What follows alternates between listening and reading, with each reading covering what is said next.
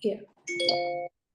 Harihi Om, Shri Krishnaya Namaha, Shri Gurubhyo Namaha. So today we're going to do a revision of chapter 2.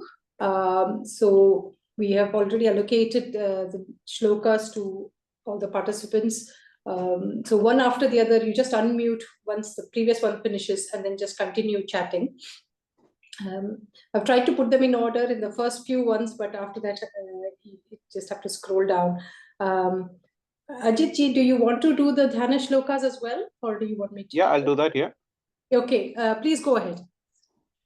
Narayanam Suragurum Jagadeganaatham Bhaktapriyam Sagalaloga Namaskritam Cha Traikunyavarjitamajam Vibhumadhyamisham Vande Bhavagnam Amarasurasidhavandhyam Narayanam Namaskritya Naram Chaiva Narottamam Devim Saraswatim Vyasam Tato Jayam Udirayet.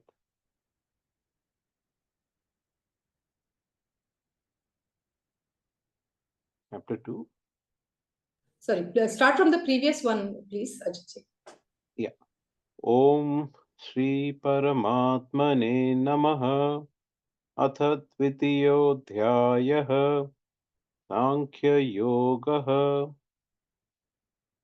Sanjaya Uvacha Tam Tatha Kripayavistham Ashrupurnakulekshanam Vishidantamidam Vakyam Uvacha Madhusudhana Shri Bhagavan Uvacha Kutastva Kashmalam Midam Vishame Samupasthitam Anaryajushtamasvargyam Akirtikaram Arjuna Klaibhyam Masmagamah Partha Naitattvayupapadyate Shrudram Hridaya Daurbalyam Tyaktvotishtha Parantapa Arjuno Vacha Katham Bhishmamaham Sankhye Dronam cha Madhusudana Ishubhih Pratiyotsyami Pujarhavarisudana Guru Nahatva hi Mahanubhavan Shreyo Bhoktum Bhaikshamapi Haloke Hatvat Kamamstu Guru Nihaiva Bhunjiya Bhogan Rudira Pradigdhan न चैतद्विद्मः कतर्नो गरीयो यद्वा जयेम यदि वा नो जयेयुः यानेव हत्वा न जिजीविषामः तेव स्थितः प्रमुखे धातृराष्ट्राः कार्पण्यदोषोपहतः स्वभावः पृच्छामि त्वां धर्मसम्मूढचेताः यच्छ्रेयस्यानिश्चितं ब्रूहि तन्मे शिष्यस्तेऽहं शाधि मां त्वां प्रपन्नम् न हि प्रपश्यामि ममापनुद्यात् यच्छोकमुच्छोषणमिन्द्रियाणाम् अवाप्य भूमावसपत्नमृद्धम् राज्यं सुराणामपि चाधिपत्यम् संजय उवाच एवमुक्त्वा हृषीकेशं गुडाकेशः परन्तपः न योत्स्य इति गोविन्दम् उक्त्वा तूष्णीं बभूवः तमुवाच हृषीकेशः प्रहसन्निव भारत सेनयोरुभयोर्मध्ये विषीदन्तमिदं वचः श्रीभगवानुवाच अशोच्यानन्वशोचस्त्वं प्रज्ञावादांश्च भाषसे गतासून गतासूंश्च नानुशोचन्ति पंडिताः न त्वेवाहं जातु नासं न त्वं नेमे जनाधिपाः न चैव न भविष्यामः सर्वे वयमतः परम् देहिनोऽस्मिन् यथा देहे कौमारं यौवनं जरा तथा देहान्तरप्राप्तिः धीरस्तत्र न मुह्यति मात्रा स्पर्शास्तु कौन्तेय शीतोष्णसुखदुःखदाः आगमापायिनो नित्याः तां स्थितिक्षस्व भारत यं हि न व्यतन्त्येते पुरुषं पुरुषर्षभ समदुःखसुखं धीरं सोमुत्तत्वावकल्पते नासतो विद्यते भावः न भावो विद्यते सतः उभयोरपि दृष्टोऽन्तः स्त्वनयोस्तत्त्वदर्शिभिः अविनाशितुं तद्विद्धि येनं सर्वमिदं ततं विनाशमव्ययस्यास्य न कश्चित् कर्तुमर्हति अन्तवन्त इमे देहाः नित्यसक्त्योऽस्त्यशरीरिणः अनाशिनो अप्रमेयस्य तस्मादुत्तस्य भारत न एनं वेत्ति हन्तारं यश्चैनं मन्यते हतम् उभौ तौ न विजातीनः नायं हन्ति न हन्यते न जायते म्रियते वा कदाचित् नायं भूत्वा भविताव वा न भूयः अजो नित्यशाश्वतोऽयं पुराणः न हन्यते हन्यमाने शरीरे वेदाविनाशिनं नित्यं च येनं मम व्ययं कथं स पुरुषः पार्थ खं घायति हन्तिकम् वासांसि जीर्णानि यथा विहाय नवानि गृह्णाति नरोपराणि तथा शरीराणि विहाय जीर्णानि अन्यानि संयाति नवानि देहि नैनं छिन्दन्ति शस्त्राणि नैनं दहति पावकः न चैनं क्लेदयन्त्यापः न शोषयति मारुतः अच्छेद्योऽयमदाह्योऽयम् अक्लेद्यो शोष्य एव च नित्यसर्वगतः स्थाणुः अचलोऽयं सनातनः अव्यक्तोऽयमचिन्त्योऽयम् अविकार्योऽयमुच्यते तस्मादेवं विदित्वैनं नानुशोचितुमर्हसि अथ चैनं नित्यजातं नित्यं वा मन्यसे मृतं तथापि त्वं महाबाहो नैवं शोचितुमर्हसि जातस्य हि ध्रुवो मृत्युः ध्रुवं जन्म मृतस्य च तस्मादपरिहार्येऽर्थे न त्वं शोचितुमर्हसि अव्यक्तादीनि भूतानि व्यक्तमध्यानि भारत अव्यक्तनिधनान्येव तत्र का परिदेवना आश्चर्यवत् पश्यति कश्चिदेनम् आश्चर्यवद् वदति तथैव चान्यः आश्चर्य अच्छेन्मन्यः शृणोति श्रुत्वाप्येनं वेद न च कश्चित् देहि नित्यम् अवद्योऽयं देहे सर्वस्य भारत तस्मात् सर्वाणि भूतानि न त्वं शोचितुमर्हसि स्वधर्ममपि चोपेक्ष्य न विकिम्पितुमर्हसि धर्माधियुद्धाश्रेयोऽन्यत् क्षत्रियस्य न विद्यते यदृच्छया चोपपन्नं स्वर्गद्वारम् अपावृतं सुखिनः क्षत्रियः पार्थ लभन्ते यदुदृशम् अत चेत्त्वमिमं धर्म्यं सङ्ग्रामं न करिष्यसि ततः स्वधर्मं कीर्तिं च हित्वा पापमवाप्स्यसि अकीर्तं चापि भूतानि कथयिष्यन्ति ते व्ययाम् सम्भावितस्य चाकीर्तिः मरणादतिथिर्यते मया द्रणादुपतरं मंस्यन्ते त्वां महारथाः येषां च बहुमतः भूत्वा यास्यसि लाघवम्. Neetaji, Anand is still not here, so if anybody else wants to read, it's okay. Otherwise, I can read. Yeah, continue. You can continue. Okay, thank you.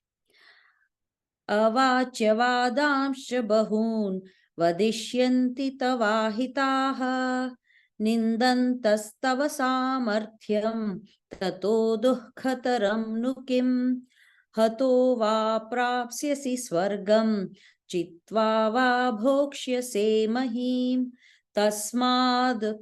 तस्मादुत्तिष्ठ कौन्तेय युद्धाय कृतनिश्चयः सुखदुःखे समे कृत्वा लाभालाभौ जयाजयौ ततो युद्धाय युज्यस्व नैवं पापमवाप्स्यसि एषा ते विहिता सांख्ये बुद्धिर्योगे त्विमां शृणु बुद्ध्या युक्तो यया पार्थ कर्मबन्धं प्रहास्यसि नेहाभिक्रमनाशोऽस्ति प्रत्यवायो न विद्यते स्वल्पमप्यस्य धर्मस्य त्रायते महतो भयात् व्यवसायात्मिका बुद्धिः एकेह कुरु नन्दन बहुशाखा ह्यनन्ताश्च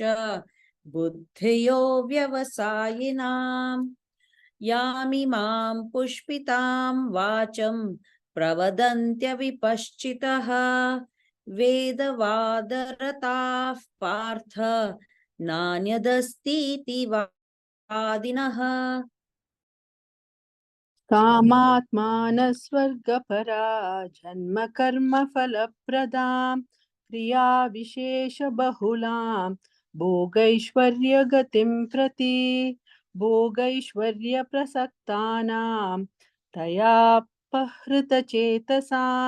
व्यवसायात्मिका बुद्धिः समाधौ न विधीयते त्रैगुण्या विषया वेदा निस्त्रैगुण्यो भवार्जुन निर्द्वन्द्वो नित्यसत्त्वस्थो सत्त्वस्थः निर्योगक्षेममात्मवान् यावानर्थ उदापाने सर्वतः सम्प्लुतोदके तावान् सर्वेषु वेदेषु ब्राह्मणस्य विजानतः कर्मण्येवाधिकारस्ते मा फलेषु कदाचन मा कर्मफलहेतुर्भूर्मा ते सङ्गोऽस्त्वकर्मणि योगस्थः कुरु कर्माणि सङ्गं त्यक्त्वा धनञ्जय सिद्धयः सिद्धयोः समो भूत्वा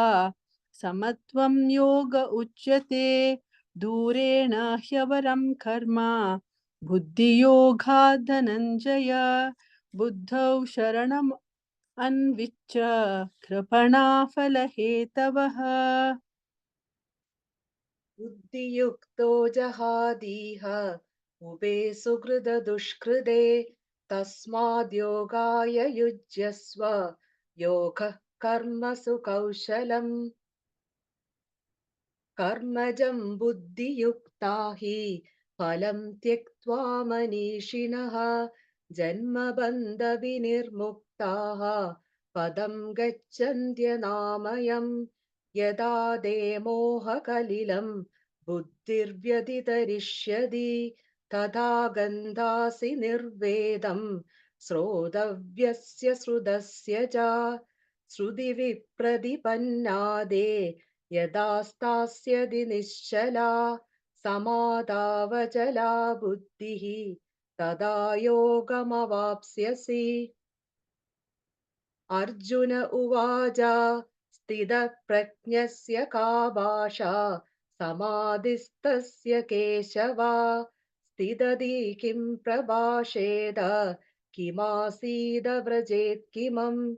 श्रीभगवानुवाच प्रजहाति यदा कामान् सर्वान् पार्थमनोगतान् आत्मन्येवात्मना तुष्टः स्थितप्रज्ञस्यदोच्यते दुःखेष्वनुद्विग्नमनाः सुखेषु विगतस्पृहः वीतरागभयक्रोधः स्थितधीर्मुनिरुच्यते। यः सर्वत्रानभिस्नेहः तत्तत्प्राप्य शुभाशुभं नाभिनन्दति न द्वेष्टि तस्य प्रज्ञा प्रतिष्ठिता यदा संहरते चायं कूर्मोऽङ्गानीव सर्वशः इन्द्रियाणीन्द्रियार्थेभ्यः तस्य प्रज्ञा प्रतिष्ठिता विषया विनिर्तन्ते निराहारण्यदेहिनः रसवर्जं रसोऽप्यस्य परं दृष्ट्वा निवर्तते यततो ह्यपि कौन्तेय पुरुषस्य विपश्चितः इन्द्रियाणि प्रमाथीनि हरन्ति प्रसभं मनः तानि सर्वाणि संयम्य युक्त आसीत् मत्परः वशे हि यस्येन्द्रियाणि तस्य प्रज्ञा प्रतिष्ठिता ध्यायतो विषयान् पुंसः संगस्तेषूपजायते संगात् संजायते कामः कामात् क्रोधोऽभिजायते क्रोधात् बध्वति सम्मोह सम्मोहात् स्मृतिविभ्रमः स्मृतिभ्रंशात् बुद्धिनाशः बुद्धिनाशात् प्रणश्यति। रागद्वेषवियुक्तैस्तु विषयानिन्द्रियैश्चरन् आत्मवश्यैर्विधेयात्मा प्रसादम् अधिगच्छति प्रसादे सर्वदुःखानां हानिर्रस्योपजायते प्रसन्नचेतसो ह्याशु बुद्धिः पर्यवतिष्ठते नास्ति बुद्धिरयुक्तस्य न चायुक्तस्य भावना न चाभावयतः शान्तिः अशान्तस्य कुतः सुखम् इन्द्रियाणां हि चरतां यन्मनोनिविधीयते तदस्य हरति प्रज्ञां वायुर्नावमि वाम्बसि तस्माद्यस्य महाबाहो निहृतानि सर्वशः इन्द्रियाणीन्द्रियार्थेभ्यः तस्य प्रज्ञप्रतिष्ठितः या निशा सर्वभूतानां तस्यां जागृति सौम्यमी यस्यां जागृति भूतानि सा निशा पश्यतो मुनेः आपूर्यमानम् अचलप्रतिष्ठं समुद्रमा प्रविशन्ति यद्वत् तद्वत् कामायं प्रविशन्ति सर्वे स शान्तिमाप्नोति न कामकामी। विहाय कामान् सर्वान् पुमांश्चरति निःस्पृहः निर्ममो निरहङ्कारः स शान्तिम् अधिगच्छति एषा ब्राह्मी स्थितिः पार्थ नैनं प्राप्य विमुह्यति स्मृत्वा स्यामन्तकालेऽपि ब्रह्मनिर्वाणमृच्छति। ॐ तत्सदिति श्रीमद्भगवद्गीतासु उपनिषत्सु ब्रह्मविद्यायां योगशास्त्रे श्रीकृष्णार्जुनसंवादे सांख्ययोगो नाम द्वितीयोऽध्यायः। श्रीकृष्णार्पणमस्तु। हरि ओम श्रीकृष्णाय नमः।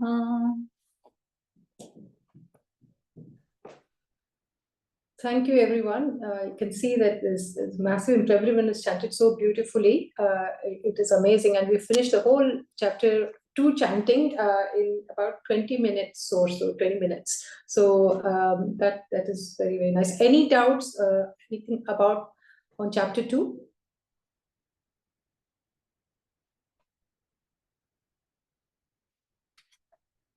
Gitaji, Yeah. I just have to this ending Om Tat Sat Iti.